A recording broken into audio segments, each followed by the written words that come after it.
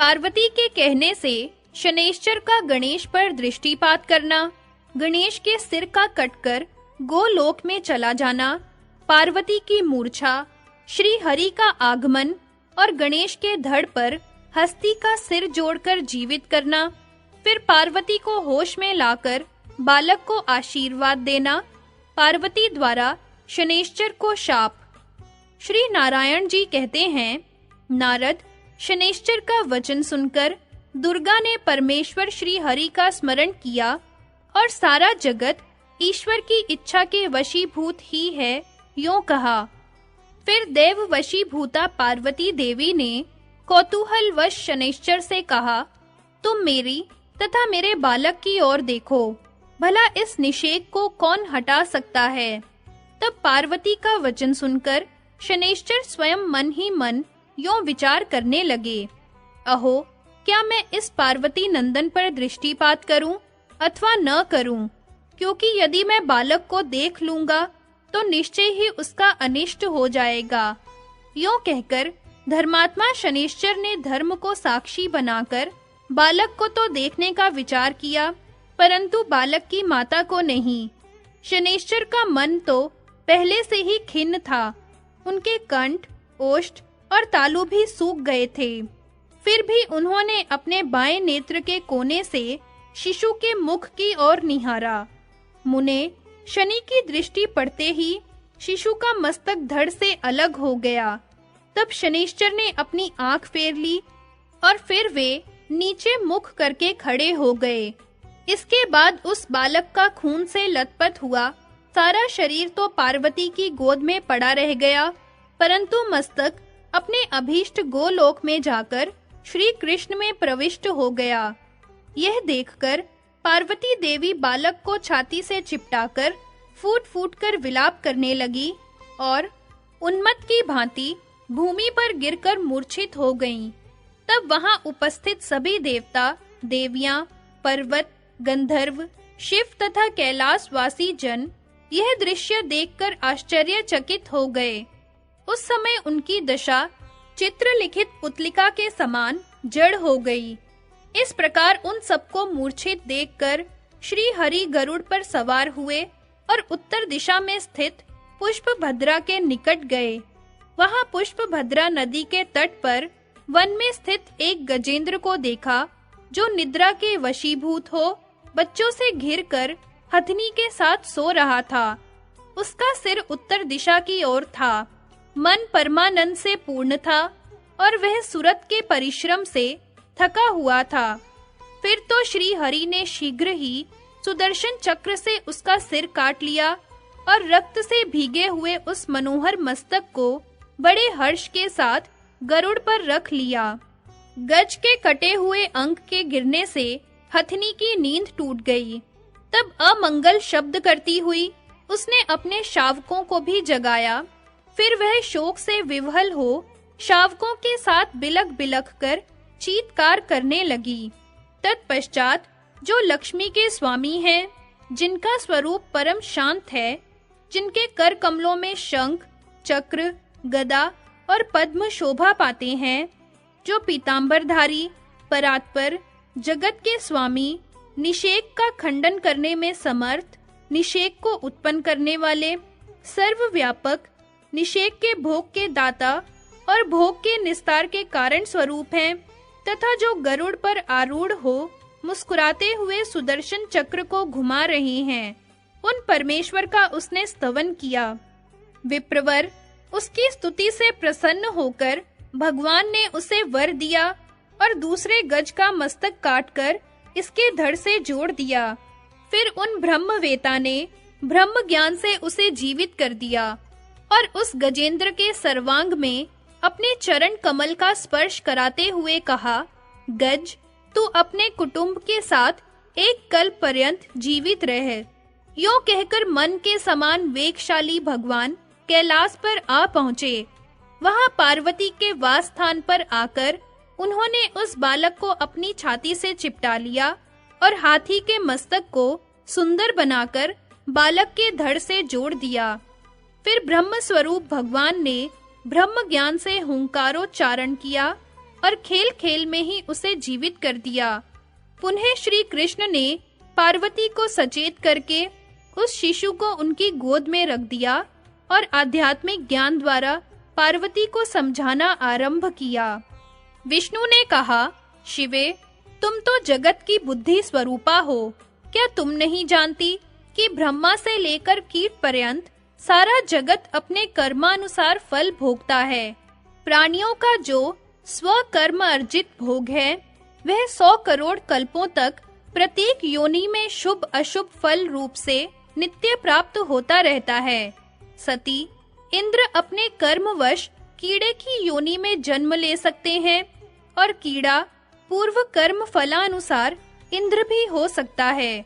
पूर्व जन्म अर्जित कर्म फल के बिना सिंह मक्खी को मारने में भी असमर्थ है और मच्छर अपने प्राक्तन कर्म के बल से हाथी को भी मार डालने की शक्ति रखता है। सुख दुख, भय शोक, आनंद ये कर्म के ही फल हैं। इनमें सुख और हर्ष उत्तम कर्म के और अन्य पाप कर्म के परिणाम हैं। कर्म का भोग शुभ अशुभ रूप से इहलोक अथवा परलोक में प्राप्त होता है, परंतु कर्मोपार्जन के योग्य पुण्य क्षेत्र भारत ही है।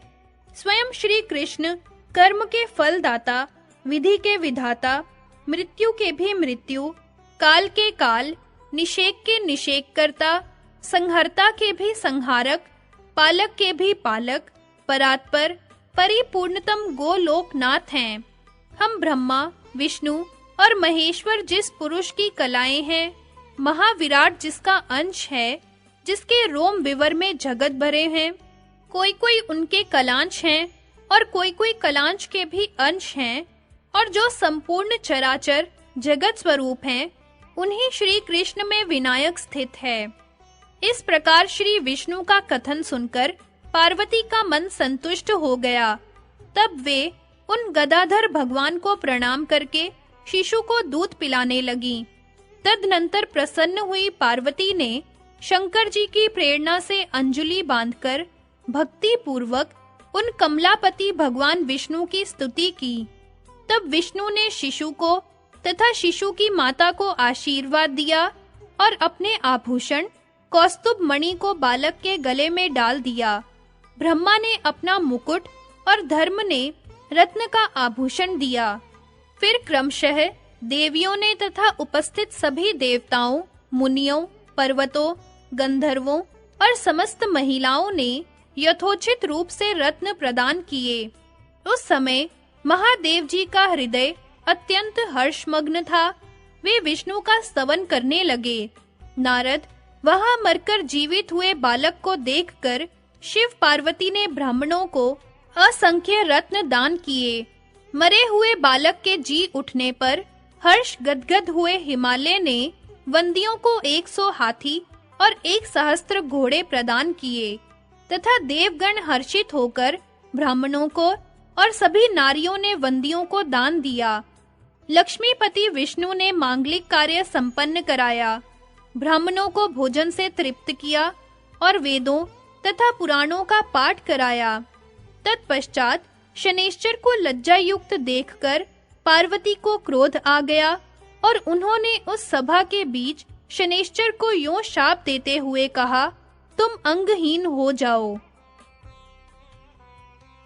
विष्णु आदि देवताओं द्वारा गणेश की अग्र पूजा, पार्वती कृत विशेषोपचार सहित गणेश पूजन, विष्णु कृत गणेश स्तवन और संसार मोहन नामक कवच का वर्णन। श्री नारायण जी कहते हैं, नारद, तदनंतर विष्णु ने शुभ समय आने पर देवों तथा मुनियों तथा सर्वश्रेष्ठ उपहारों से उस बालक का पूजन किया और उससे यूं कहा, सुरश्रेष्ठ, मैंने सबसे पहले तुम्हारी पूजा की है, अतः वत्स तुम सर्व पूज्य तथा योगिंद्र हो। यूं कहकर श्री हरि उसके गले में वनमाला डाल दी और उसे मुक्तिदायक ब्रह्मज्ञान तथा संपूर्ण सिद्धियां प्रदान करके अपने समान बना दिया। फिर षोडशोपचार की सुंदर वस्तुएं दी और मुनियों तथा देवों के साथ उसका इस प्रकार से नामकरण किया, विघ्नेश, गणेश, हेरंभ, गजानन, लंबोदर, एकदंत, शूपकर्ण और विनाशक। उसके ये 8 नाम रखे गए। पुनः सनातन श्री हरि ने उन मुनियों को बुलवाकर उसे आशीर्वाद दिलाया तदनंतर सभी देव देवियों ने तथा मुनियों आदि ने अनेक प्रकार के उपहार श्री गणेश को दिए और फिर क्रमशः उन्होंने भक्ति पूर्वक उसकी पूजा की। नारद तदनंतर जगत जननी पार्वती ने, जिनका मुख कमल हर्ष के समान विकसित हो रहा था, अपने पुत्र को रत्न निर्मित सिंहासन पर बिठाया। फिर उन्होंने आनंद पूर्वक समस्त तीर्थों के जल से भरे हुए 100 कलशों से मुनि द्वारा वेद मंत्रोच्चारण पूर्वक उसे स्नान कराया और अग्नि में तपाकर शुद्ध किए हुए 2 वस्त्र दिए। फिर पाद्य के लिए गोदावरी का जल, अर्घ के लिए गंगा जल और आचमन के हेतु दूर्वा, अक्षत, पुष्प और चंदन से युक्त पुष्कर का जल लाकर दिया। रत्न पात्र में रखे हुए शक्कर युक्त द्रव्य का मधुपर्क प्रदान किया। पुनः स्वर्गलोक के वैद्य अश्वनी कुमार द्वारा निर्मित स्नानोपयोगी विष्णु तैल, बहुमूल्य रत्नों के बने हुए सुंदर आभूषण, परिजात के पुष्पों की 100 मालाएं, मालती, चंपक आदि अनेक प्रकार के पुष्प, तुलसी के अतिरिक्त पूजोपयोगी तरह तरह के पत्र, चंदन, अगरू, कस्तूरी, कुमकुम, ढेर के ढेर रत्न प्रदीप और धूप सादर समर्पित किए। तत्पश्चात उसे प्रिय लगने वाले नैवेद्यों, तिल के लड्डू, जौ और गेहूं के चूर्ण, पूरी, अत्यंत स्वादिष्ट तथा मनोहर पकवान, शंकरा मिश्रित स्वादिष्ट स्वास्तिक के आकार का बना हुआ त्रिकोण पकवान, विशेष गुड़ युक्त खीर, चिवड़ा और अगहनी के चावल के आटे के बने हुए पदार्थ, नाना प्रकार के व्यंजनों के साथ पहाड़ लगा दिया। नारद फिर उस पूजन में सुंदरी पार्वती ने हर्ष में भरकर 1 लाख घड़े दूध और 1 लाख घड़े दही, 3 लाख घड़े मधु और 5 लाख घड़े घी सादर अर्पित किया। नारद फिर अनार और बेल के असंख्य फल, भांति भांति के खजूर, कैथ, जामुन, आम, कटहल, केला और नारियल के असंख्य फल दिए। इनके सिवा और जो भी ऋतु के अनुसार विभिन्न देशों में उत्पन्न हुए स्वादिष्ट एवं मधुर पके हुए फल थे, उन्हें भी महामाया ने समर्पित किया। पुनः आचमन और पान करने के लिए अत्यंत निर्मल कर्पूर आदि से सुवासित स्वच्छ गंगा जल दिया। नारद इसके बाद उसी प्रकार सुवासित उत्तम रमणीय पान के बीड़े और वायन से परिपूर्ण सैकड़ों स्वर्ण पात्र दिए। तदनंतर मेनका, हिमालय के पुत्र और प्रिय आत्माओं ने गिरिजा के पुत्र का पूजन किया। वहां उपस्थित ब्रह्मा, विष्णु और शिव आदि सभी देवता ओम श्री हिम क्लीम गणेश्वराय ब्रह्म रूपाय चारवे सर्व सिद्धि प्रदेशाय विघ्नेशाय नमो नमः इसी मंत्र से भक्ति पूर्वक वस्तुएं समर्पित करके परम आनंद से मग्न थे। इस मंत्र में 32 अक्षर हैं। ये संपूर्ण कामनाओं का दाता, धर्म, अर्थ, काम, मोक्ष का फल देने वाला और सर्व सिद्धि प्रद है। इसके 5 लाख जप से ही जापक को मंत्र सिद्धि प्राप्त हो जाती है। भारतवर्ष में जिसे मंत्र सिद्धि हो जाती है वो विष्णु तुल्य हो जाता है। उसके नाम स्मरण से सारे विघ्न भाग जाते हैं।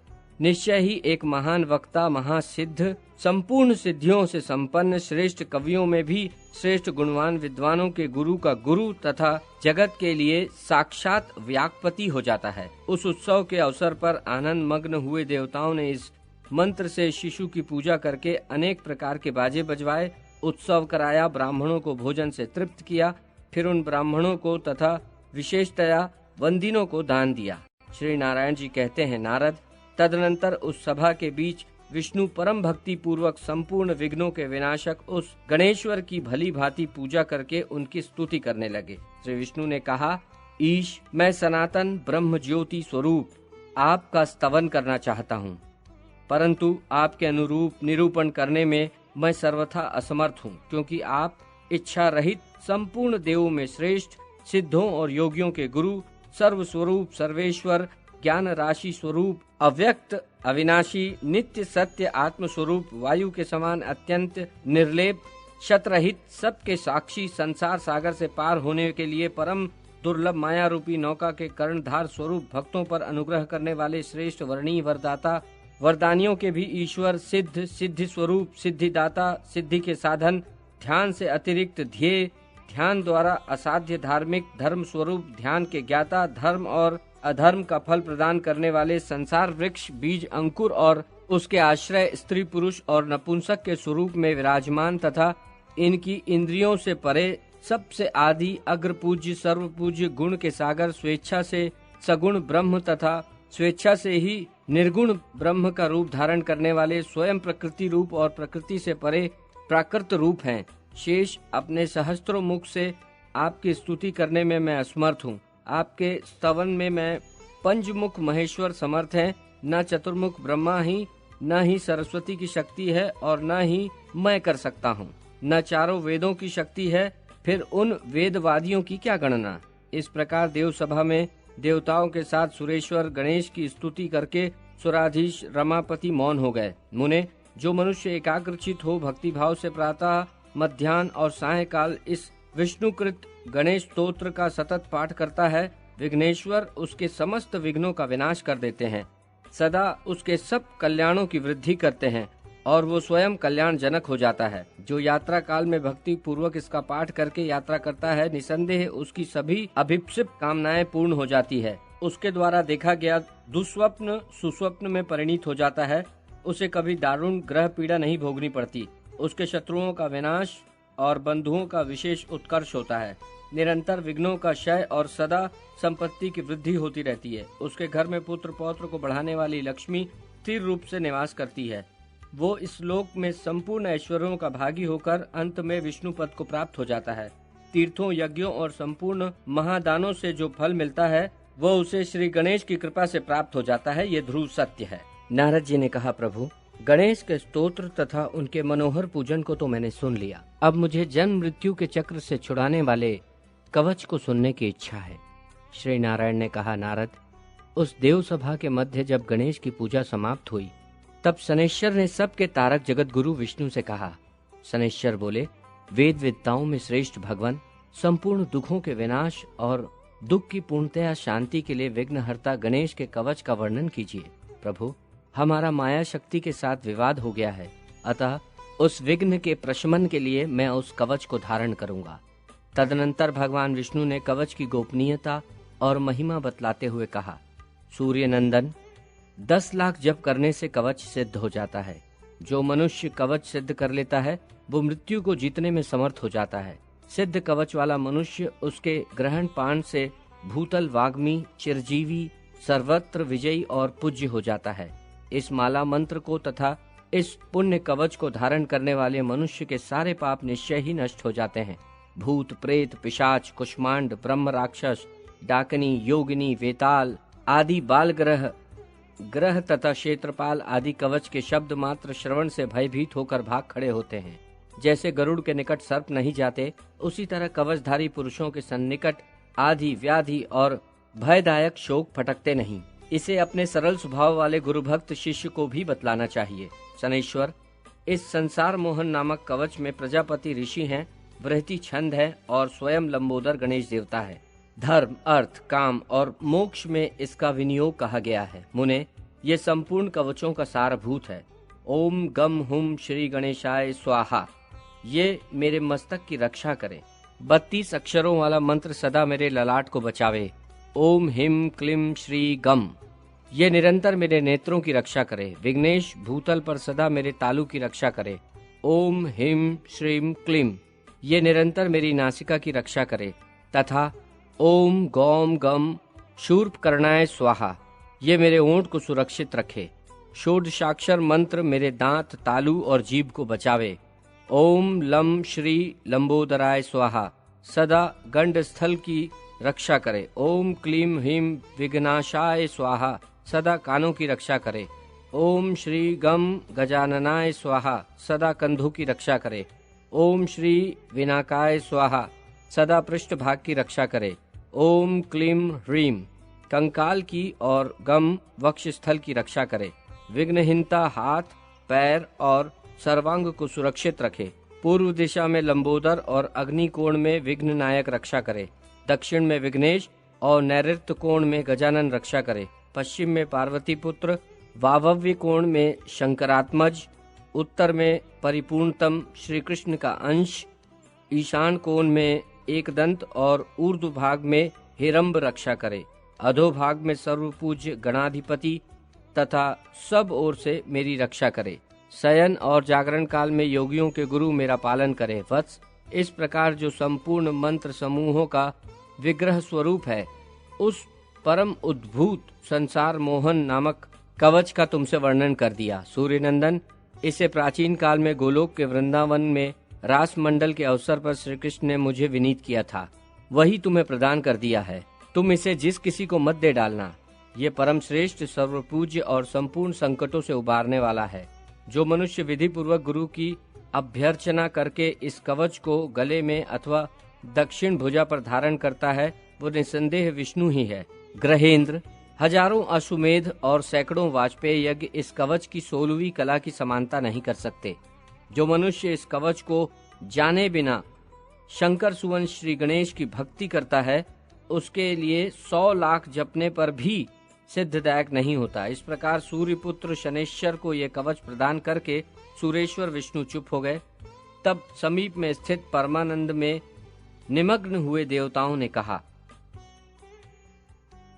पार्वती को देवताओं द्वारा कार्तिकेय का समाचार प्राप्त होना, शिवजी का कृतिकाओं के पास दूतों का भेजना, वहां कार्तिकेय और नंदी का संवाद।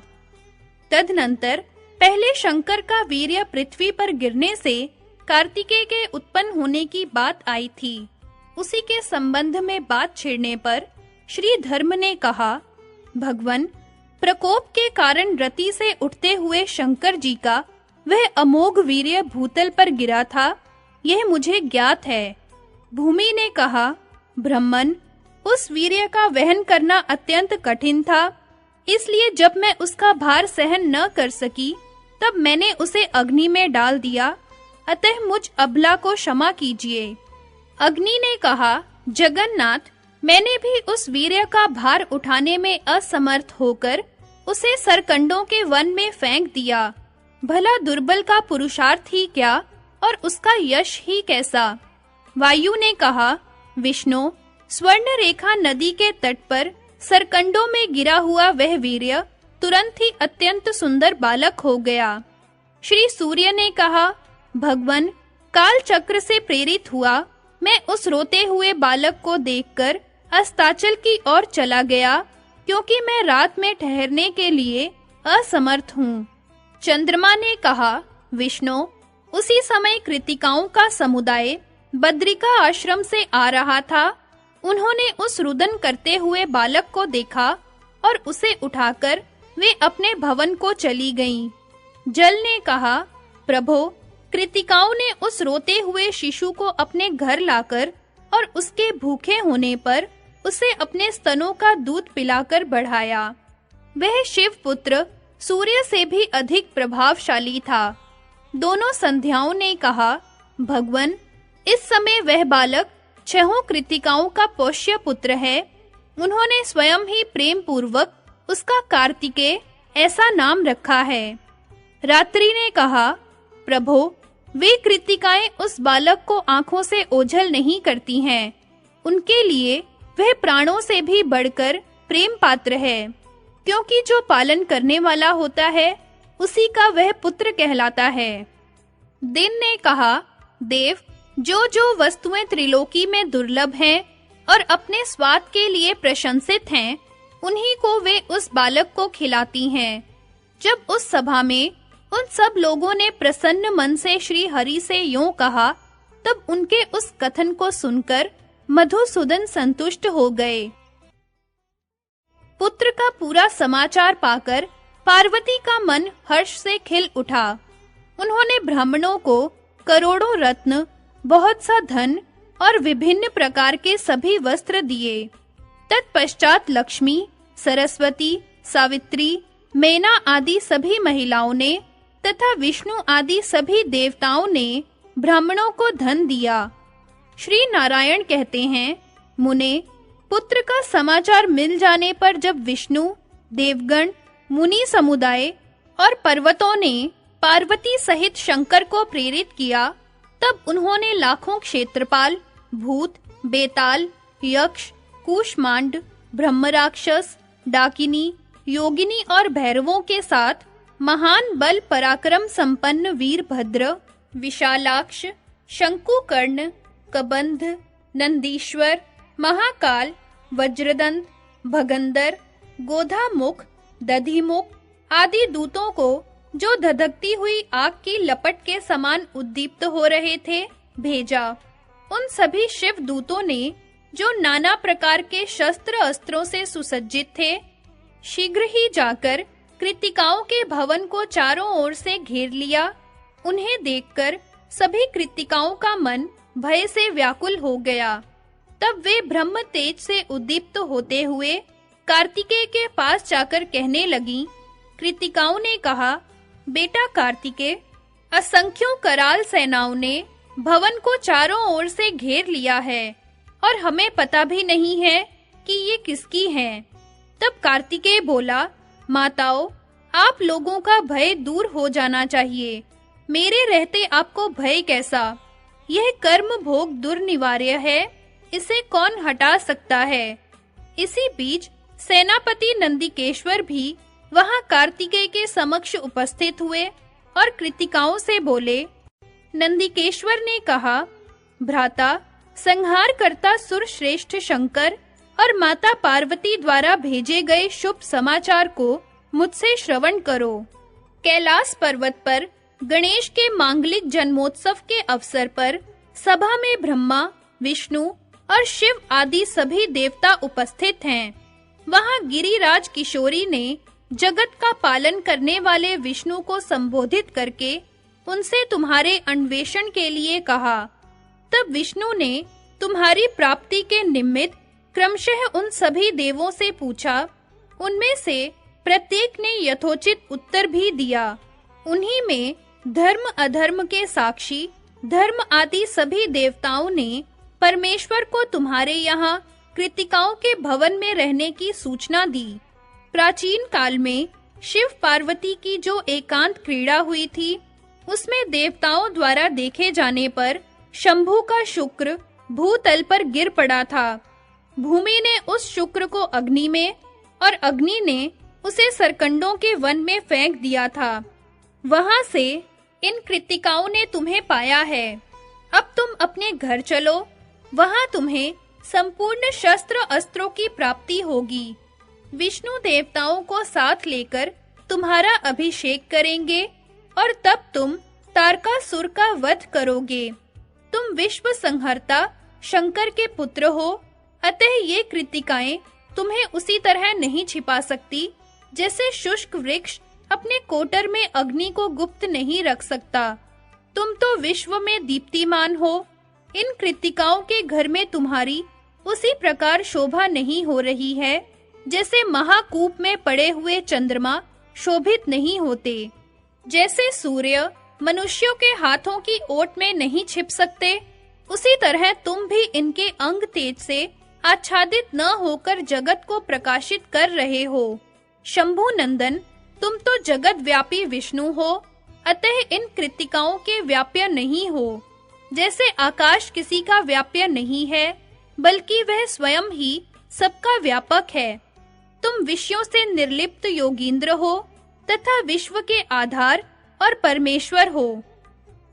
ऐसी दशा में कृत्तिकाओं के भवन में तुम सर्वेश्वर का निवास होना उसी प्रकार संभव नहीं है जैसे एक शूद्र गोरैया के उदर में गरुड़ का रहना असंभव है। तुम भक्तों के लिए मूर्तिमान अनुग्रह तथा गुणों और तेजों की राशि हो। देवगण तुम्हें उसी तरह नहीं जानते जैसे योगहीन पुरुष ज्ञान से अनभिज्ञ होता है। जैसे मोहित चित्त वाले भक्तिहीन मनुष्यों को हरि की उत्कृष्ट भक्ति का ज्ञान नहीं होता, उसी तरह ये कृत्तिकाएं तुम्हें कैसे जान सकती हैं, क्योंकि तुम अनिर्वचनीय हो। भ्राता, जो लोग जिसके गुण को नहीं जानते, वे उसका अनादर ही करते हैं। जैसे मेंढक एक साथ रहने वाले कमलों का आदर नहीं करते। कार्तिकेय ने कहा, भ्राता, जो भूत, भविष्यत, वर्तमान तीनों कालों का ज्ञान है, वह सब मुझे ज्ञात है। तुम भी तो ज्ञानी हो, क्योंकि मृत्युंजय के आश्रित हो। ऐसी दशा में तुम्हारी क्या प्रशंसा की जाए। भाई, कर्मानुसार जिनका जिन जिन योनियों में जन्म होता है, वे उन्हीं योनियों में निरंतर रहते हुए निर्वृत्ति लाभ करते हैं। वे चाहे संत हो अथवा मूर्ख हो, जिन्हें कर्म भोग के परिणाम स्वरूप जिस योनि की प्राप्ति हुई है, वे विष्णु माया से मोहित होकर उसी योनि को बहुत बढ़कर समझते हैं। जो सनातनी विष्णु माया सबकी आदि सर्वस्व प्रदान करने वाली और विश्व का मंगल करने वाली है, उन्हीं जगजननी ने इस समय भारतवर्ष में शैलराज की पत्नी के गर्भ से जन्म धारण किया है और दारुण तपस्या करके शंकर को पति रूप में प्राप्त किया है। ब्रह्मा से लेकर तृण पर्यंत सारी सृष्टि कृत्रिम है, अतएव मिथ्या ही है।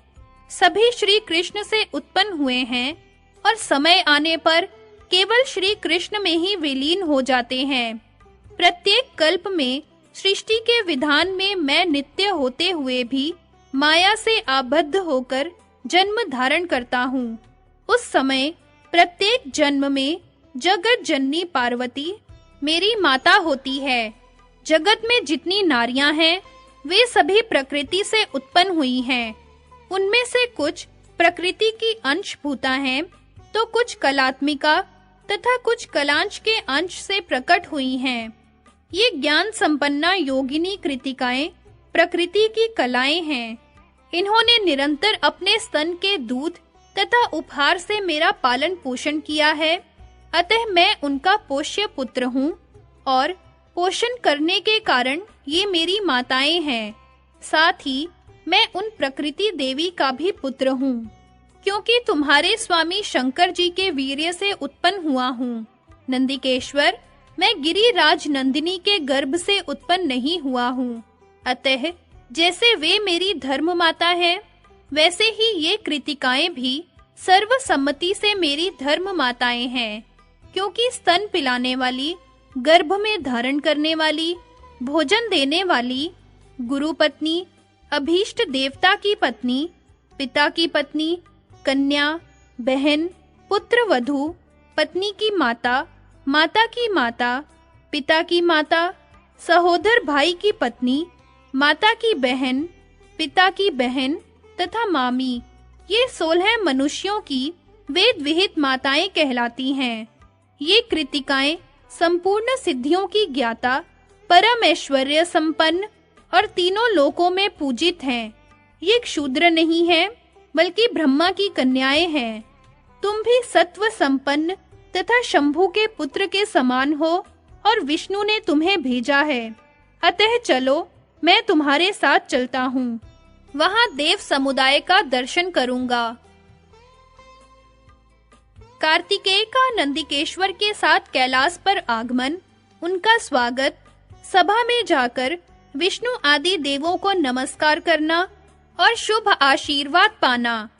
श्री नारायण जी कहते हैं, नारद, शंकर सुवन कार्तिकेय नंदिकेश्वर से यूं कहकर शीघ्र ही कृतिकाओं को समझाते हुए नीति युक्त वचन बोले। कार्तिकेय ने कहा, माताओं, मैं देव समुदाय, बंधु वर्ग तथा माता को देखना चाहता हूँ।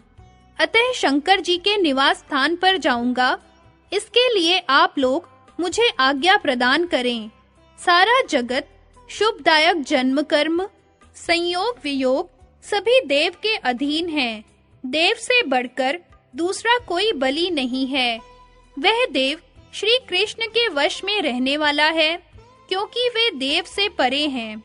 इसीलिए संत लोग उन ऐश्वर्यशाली परमात्मा का निरंतर भजन करते हैं। अविनाशी श्री कृष्ण अपनी लीला से देव को बढ़ाने और घटाने में समर्थ हैं। उनका भक्त देव के वशीभूत नहीं होता, ऐसा निर्णित है।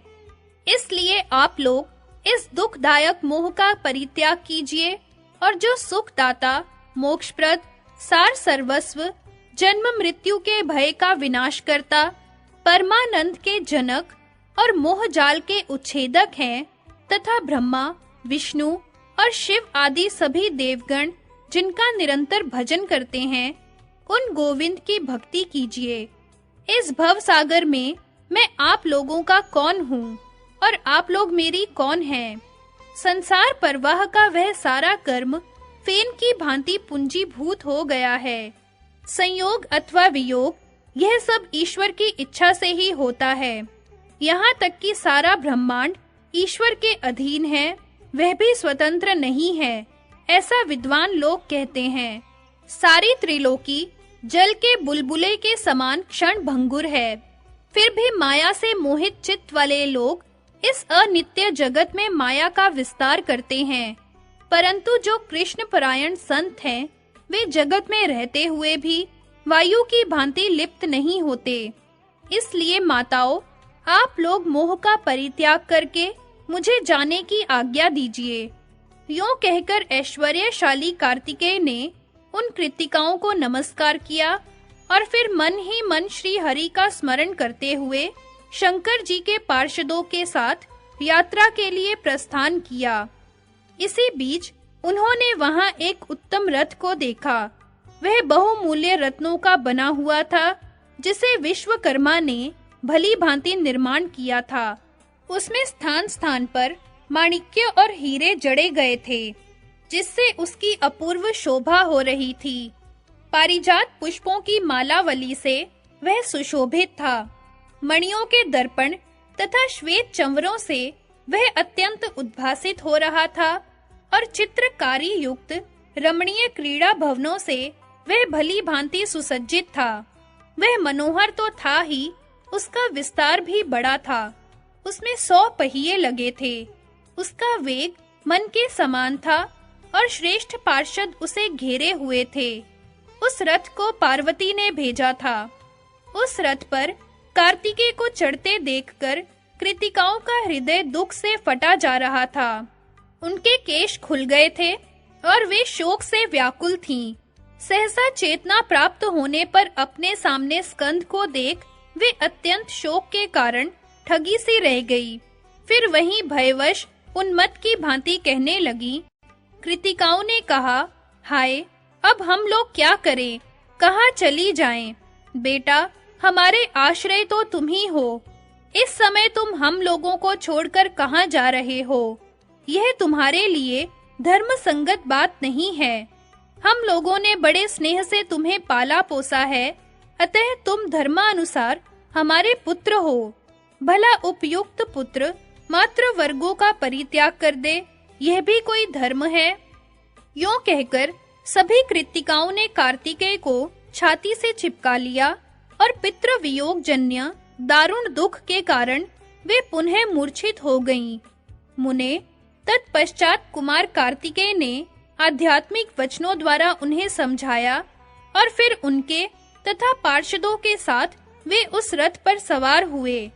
मुने, यात्रा काल में उन्होंने अपने सामने सांड, गजराज, घोड़ा, जलती हुई आग, भरा हुआ सुवर्ण कलश, अनेक प्रकार के पके हुए फल, पति पुत्र से युक्त स्त्री, प्रदीप, उत्तम मणि, मोती, पुष्पमाला, मछली और चंदन, इन मांगलिक वस्तुओं को वाम भाग में श्रीगाल, नकुल, कुंभ और शुभदायक शव को तथा दक्षिण भाग में राजहंस, मयूर, खंजन, शुक, कोकिल, कबूतर, शंखचिल, मांगलिक चक्रवाक, कृष्णसार मृग, सुरभि और चमरी गौ, श्वेत चंवर, सवत्सा धेनु और शुभ पातका को देखा। उस समय नाना प्रकार के बाजों की मंगल ध्वनि सुनाई पड़ने लगी। हरि कीर्तन तथा घंटा और शंख का शब्द होने लगा। इस प्रकार मंगल शकुनों को देखते तथा सुनते हुए कार्तिकेय आनंद पूर्वक उस मन के समान वेगशाली रथ के द्वारा क्षण मात्र में ही पिता के मंदिर पर जा पहुँचे। वहां कैलाश पर पहुंचकर वे अविनाशी वट वृक्ष के नीचे कृतिकाओं तथा श्रेष्ठ पार्षदों के साथ कुछ देर के लिए ठहर गए। उस नगर के राजमार्ग बड़े मनोहर थे। उन पर चारों ओर पद्मराग और इंद्रनील मणि जड़ी हुई थी। समूह के समूह केले के खंबे गड़े थे, जिन पर रेशमी सूत में गुथे हुए चंदन के पल्लवों की बंधनवार लटक रही थी। वह पूर्ण कुंभों से सुशोभित था। उस पर चंदन मिश्रित जल का छिड़काव किया गया था। असंख्यों रत्न प्रदीपों तथा मणियों से उसकी विशेष शोभा हो रही थी। वह सदा उत्सवों से व्याप्त, हाथों में धूप और पुष्प लिए हुए, वंदियों और ब्राह्मणों से युक्त तथा पति पुत्रवती साध्वी नारियों से समन्वित था। समस्त मंगल कार्य करके पार्वती देवी लक्ष्मी, सरस्वती, दुर्गा, सावित्री, तुलसी, रति, अरुंधति, अहल्या, दिति, सुंदरी तारा, अदिति, शतरूपा, शची, संध्या, रोहिणी, अनसुया, स्वाहा, संध्या, वरुण पत्नी, आकुति, प्रसूति, देवहूति, मेनका, एक रंग तथा एक प्रकृति वाली मैनाक पत्नी, वसुंधरा और मनसा देवी को आगे करके वहां आई। तदनंतर देवगण, मुनि समुदाय, पर्वत, गंधर्व तथा किन्नर सबके सब आनंद मग्न हो कुमार के स्वागत में गए। महेश्वर भी नाना प्रकार के बाजों, रुद्र गणों, पार्षदों, भैरवों तथा क्षेत्रपालों के साथ वहां पधारे। तत्पश्चात शक्तिधारी कार्तिकेय पार्वती को निकट देखकर हर्ष गदगद हो गए। उस समय वे तुरंत ही रथ से उतर पड़े और सिर झुकाकर उन्हें प्रणाम करने लगे। तब पार्वती ने कार्तिकेय को देखकर लक्ष्मी आदि देवियों, मुनि पत्नियों और शिव आदि सभी से यत्न पूर्वक परम भक्ति के साथ संभाषण किया और उन्हें अपनी गोद में उठाकर वे चूमने लगीं। फिर शंकर, देवगण, पर्वत, शैल पत्नियों, पार्वती आदि देवियों तथा सभी मुनियों ने कार्तिकेय को शुभ आशीर्वाद दिया। तदनंतर कुमार गणों के साथ शिव भवन में आए। वहां सभा के मध्य में उन्होंने क्षीर सागर में शयन करने वाले भगवान विष्णु को देखा। वे रत्न भरणों से विभूषित हो रत्न सिंहासन पर विराजमान थे। धर्म, ब्रह्मा, इंद्र, चंद्रमा, सूर्य, अग्नि, वायु आदि देवता उन्हें घेरे हुए थे। उनका मुख प्रसन्न था तथा उस पर थोड़ी-थोड़ी मुस्कान की छटा छा रही थी। वे भक्तों पर अनुग्रह करने के लिए कातर हो रहे थे। उन पर श्वेत चंवर डुलाया जा रहा था और देवेंद्र तथा मुनींद्र उनका स्तवन कर रहे थे। उन जगन्नाथ को देखकर कार्तिकेय के सर्वांग में रोमांच हो आया। उन्होंने भक्ति भाव पूर्वक सिर झुकाकर उन्हें प्रणाम किया। इसके बाद ब्रह्मा, धर्म, देवताओं और हर्षित मुनिवरों में प्रत्येक को प्रणाम किया और उनका शुभ आशीर्वाद पाया। फिर बारी-बारी से सबसे कुशल समाचार पूछकर वे एक रत्न सिंहासन पर बैठे। उस समय पार्वती सहित शंकर ने ब्राह्मणों को बहुत सा धन दान किया। कार्तिकेय का अभिषेक तथा देवताओं द्वारा उन्हें उपहार प्रदान। श्री नारायण जी कहते हैं, नारद, तदनंतर जगदीश्वर विष्णु ने प्रसन्न मन से शुभ मुहूर्त निश्चय करके कार्तिकेय को एक रमणीय सिंहासन पर बैठाया और कौतुकवश नाना प्रकार के झांझ, मंजीरा तथा यंत्र में बाजे बजवाए और अमूल्य रत्नों के बने हुए सैकड़ों घड़ों से जो वेद मंत्रों द्वारा अभिषिक्त तथा संपूर्ण तीर्थों के जलों से परिपूर्ण थे, कार्तिकेय को हर्ष पूर्वक स्नान कराया। तत्पश्चात कार्तिकेय को प्रसन्न मन से बहुमूल्य रत्नों द्वारा निर्मित किरीट, 2 मांगलिक, बाजूबंद, अमूल्य रत्नों के बने हुए बहुत से आभूषण, अग्नि में तपाकर शुद्ध किए हुए 2 दिव्य वस्त्र, क्षीर सागर से उत्पन्न हुई कौस्तुभ मणि और वनमाला दी। ब्रह्मा ने यज्ञ सूत्र, वेद, वेद माता गायत्री, संध्या मंत्र, कृष्ण मंत्र, श्री हरि स्तोत्र और कवच, कमंडलू, ब्रह्मास्त्र तथा शत्रु विनाशिनी विद्या प्रदान की। धर्म ने दिव्य धर्म बुद्धि और समस्त जीवों पर दया समर्पित की। शिव ने परमोत्कृष्ट मृत्युंजय ज्ञान, संपूर्ण शास्त्रों का ज्ञान, निरंतर सुख प्रदान करने वाला परम मनोहर तत्व ज्ञान, योग सत्व, सिद्धि सत्व, परम दुर्लभ ब्रह्म ज्ञान, त्रिशूल, पिनाक, फरसा, शक्ति, पाशुपतास्त्र, धनुष और संधान संहार के ज्ञान सहित संहारास्त्र अर्पित किया। वरुण ने श्वेत छत्र और रत्नों की माला, महेंद्र ने गजराज, अमृत सागर ने अमृत का कलश, सूर्य ने मन के समान वेग वाली रथ और मनोहर कवच, यम ने दम दंड और अग्नि ने बहुत बड़ी शक्ति प्रदान की। इसी प्रकार अनान्य सभी देवताओं ने भी हर्षपूर्वक नाना प्रकार के शस्त्र उन्हें भेंट किए। कामदेव ने हर्षमग्न होकर उन्हें काम शास्त्र और क्षीर सागर ने अमूल्य रत्न तथा रत्नों के बने हुए विशिष्ट नुपुर दिए। पार्वती का मन तो उस समय परमानंद से विमग्न था। उन्होंने मुस्कुराते हुए महाविद्या, सुशील विद्या, मेधा, दया, स्मृति, अत्यंत निर्मल बुद्धि, शांति, तुष्टि, पुष्टि, क्षमा, धृति, श्री हरि में सुदृढ़ भक्ति और श्री हरि की दास्ता प्रदान की। नारद, प्रजापति ने देव सेना को जो रत्न भरणों से विभूषित, परम विनित, उत्तम शीलवती, मन को हरण कर लेने वाली अत्यंत सुंदरी थी, जिसे विद्वान लोग शिशुओं की रक्षा करने वाली महाषष्ठी कहते हैं, वैवाहिक विधि के अनुसार वेद मंत्रोच्चारण पूर्वक कार्तिकेय के अर्पित कर दिया। इस प्रकार कुमार का अभिषेक सभी देवता करके मुनिगण और गंधर्व जगदीश्वरों को प्रणाम करके अपने अपने घर चले गए। नारद, इसके बाद शंकर ने नारायण, ब्रह्मा और धर्म की स्तुति की और फिर धर्म का आलिंगन करके परम प्रिय श्री हरि को मस्तक झुकाया। तदनंतर शंकर द्वारा सत्कृत होकर शैलराज हिमालय गणों सहित प्रेम पूर्वक वहां से विदा हुए। इस प्रकार जो जो लोग वहां आए थे वे सभी आनंद पूर्वक प्रस्थान कर गए। तब महेश्वर देवी पार्वती के साथ बड़े आनंद से वहां रहने लगे। कुछ समय बीतने के बाद शंकर ने पुनः उन सभी देवों को बुलाकर विवाह विधि के अनुसार पुष्टि को महात्मा गणेश के हाथों समर्पित कर दिया। इस प्रकार दोनों पुत्रों तथा गणों के साथ रहती हुई पार्वती का मन बड़ा प्रसन्न था। वे संपूर्ण कामनाओं को देने वाले स्वामी के चरण कमलों की सेवा करती रहती थी। नारद, इस प्रकार मैंने देवताओं का समागम, पार्वती को पुत्र प्राप्ति, कुमार का अभिषेक, उनका पूजन और विवाह तथा गणेश का विवाह, ये सारा वृतांत तुमसे वर्णन कर दिया। अब तुम्हारे मन में और कौन सी अभिलाषा है? फिर और क्या सुनना चाहते हो?